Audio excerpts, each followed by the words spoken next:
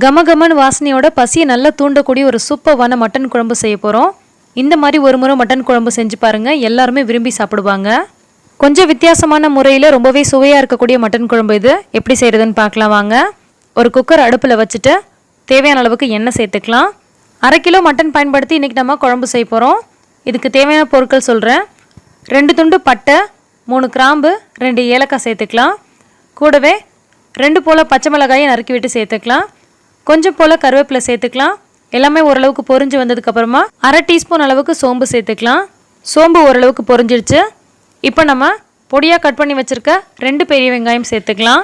பெரிய வெங்காயமாக இருந்தால் 2 வெங்காயம் போதும். மீடியம் சைஸில் இருந்தால் 3 வெங்காயம் சேர்த்துக்கோங்க. அதிக அளவில் வெங்காயம் சேர்த்துட்டோன்னா அது ஒரு விதமான இனிப்பு சுவை கொடுத்துரும்.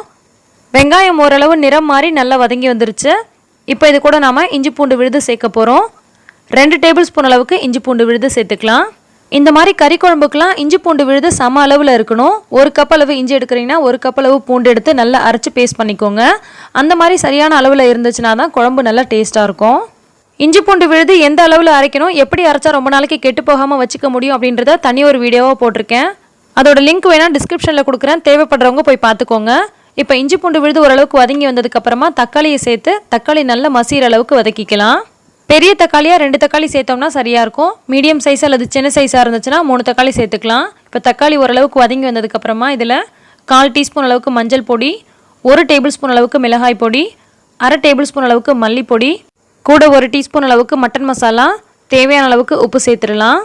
நான் வீட்லேயே ரெடி பண்ண மட்டன் மசாலா சேர்த்துருக்கேன். நீங்கள் கடையில் வாங்கி கூட சேர்த்துக்கலாம், அல்லது மட்டன் மசாலாக்கு பதிலாக கரம் மசாலா கூட சேர்த்துக்கலாம். மட்டன் மசாலா ரெசிபி வேணும்னா சொல்லுங்கள், நான் உங்களுக்கு தனி ஒரு வீடியோவாக போடுறேன். மசாலா பொடியெல்லாம் சேர்த்துட்டு 1 நிமிஷம் போல் இந்த எண்ணெயிலே நல்லா வதக்கிடலாம். இப்போ நல்லா வதங்கிருச்சு. இது கூட நம்ம வாஷ் பண்ணி வச்சுருக்க கறி துண்டுகளை சேர்த்துக்கலாம். இன்றைக்கி நான் 1/2 கிலோ அளவுக்கு மட்டன் எலும்பு துண்டுகளாக சேர்த்துருக்கேன். மட்டனில் கிரேவி மாதிரி செய்யும் போது நம்ம போன்லெஸ் பீஸாக சேர்க்கக்கூடாது. எலும்புகளோடு சேர்த்து சாப்பிடும்போது தான் ரொம்ப டேஸ்ட்டாக இருக்கும். ஸோ போன் இருக்கிற மாதிரியான பீசஸாக வாங்கிக்கோங்க. மட்டன் சேர்த்துட்டு இது ஒரு 2 நிமிஷத்துக்கு நல்லா இந்த மாதிரி கிளறி விட்டு நல்லா வதக்கி விட்டுக்கோங்க. அப்போ தான் அந்த கறி நல்லா சாஃப்டாக வெந்து வரும், சாப்பிட்றதுக்கு நல்லாயிருக்கும். இப்போ நம்ம தேங்காய் அரைச்சி விழுது சேர்க்கலாம். தேங்காயில் கொஞ்சம் போல் மிளகு சேர்த்து அரைச்சி வச்சுருக்கேன், அதை இது கூட சேர்த்துக்கலாம். தேங்காய் ரொம்ப நிறையா சேர்க்கக்கூடாது, அப்புறம் குழம்பு வந்து பார்த்திங்கன்னா ரொம்ப கெட்டியாக இருக்கிற மாதிரி இருக்கும், சாப்பிட்றதுக்கு அவ்வளோவா நல்லா இருக்காது. ஒரு 1/4 மூடி அளவு தேங்காயில் 1 ஸ்பூன் அளவுக்கு மிளகு சேர்த்துட்டு நல்லா நைஸ் பேஸ்ட்டாக அரைச்சிட்டு இது கூட சேர்த்துட்டு இந்த மாதிரி நல்லா கலந்து விட்டுக்கலாம். குழம்புக்கு தேவையான அளவுக்கு தண்ணி சேர்த்துக்கோங்க. நான் தேங்காய் அரைச்ச ஜார்லேயே கொஞ்சம் தண்ணி ஊற்றி இதில் அலசி ஊற்றிருக்கேன். ஸோ இந்த தண்ணியே போதுமானதாக இருக்கும். ஏன்னா நம்ம மட்டன் வேக வைக்கும் போதே அதில் இருக்கக்கூடிய தண்ணி பார்த்திங்கன்னா நல்லா வெளியாகும். மட்டன் துண்டுகள் நல்லா சாஃப்டாக வெந்து வந்தால் தான் சாப்பிட்றதுக்கு ரொம்ப நல்லாயிருக்கும். ஸோ இது ஒரு 8 விசில் போல் விட்டுக்கலாம். அப்போ தான் நமக்கு நல்ல பஞ்சு போல் வெந்து வந்திருக்கும். 8 விசிலுக்கு அப்புறமா ப்ரெஷர்லாம் போனதுக்கப்புறம் இப்போ நம்ம ஓப்பன் பண்ணிக்கலாம். பாருங்கள், குழம்பு பார்க்கவே செம்ம கலர்ஃபுல்லாக சூப்பராக இருக்குங்க. டேஸ்ட்டு ரொம்ப நல்லாயிருக்கும்.